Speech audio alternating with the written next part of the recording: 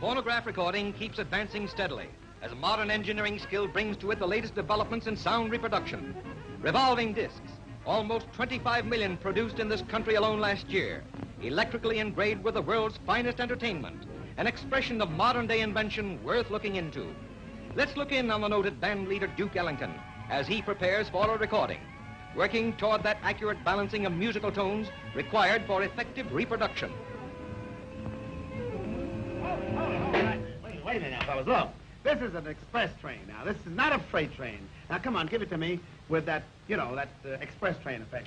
Play up that whistle. Let me hear that whistle in the saxes once more. Ready? That's right. Yeah,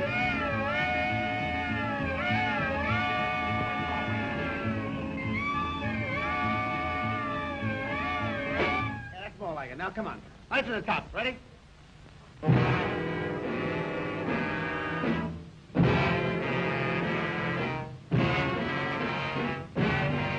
In the monitor booth, the sound technician listens to the rehearsal through a loudspeaker and in cooperation with Maestro Ellington brings the music to its highest sound perfection before transmitting it through the electrical circuits to the recording machines. Preparations for the recording process begin. A disc, a celluloid-like substance revolving on the turntable, gets ready to receive its musical impressions. The recording stylus is lowered into position to inscribe its musical message, waiting now to be galvanized into action by the electrical vibration produced by Ellington's music. And the signal goes out already.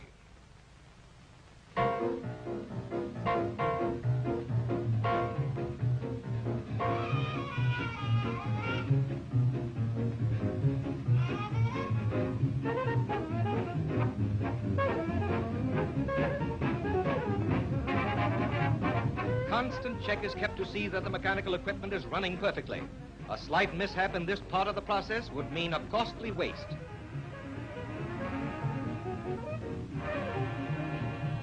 Chapter 2 begins in the factory as our lacquer disc, now carrying its full musical story, goes into the bath for a careful cleansing. Next, it is treated to a silver solution, causing a very thin film of silver to form on the surface of the disc.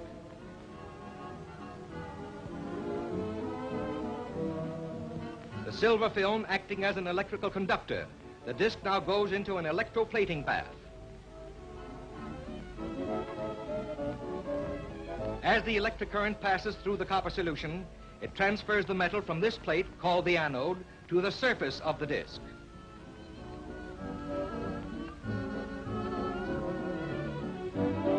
After several hours immersion, the copper coating becomes thick enough to handle. This new platter is now carefully stripped from the original recording, giving us a copper and silver reproduction which is known as the master record.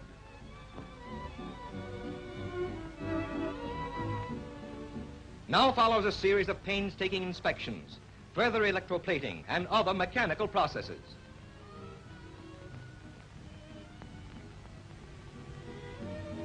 Finally, there is evolved an extremely durable reproduction of the master with a nickel-plated surface, this being known as the stamper.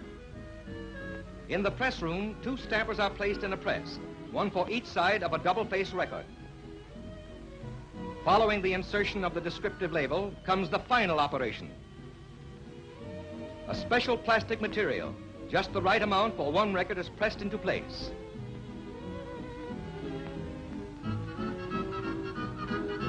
As the mold closes, heat and pressure force this material into every convolution of the stamper. The result, a playing record ready for use.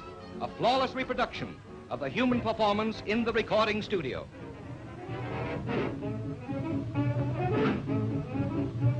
When I'm in the mood for love, you're the one I'm thinking of, oh babe.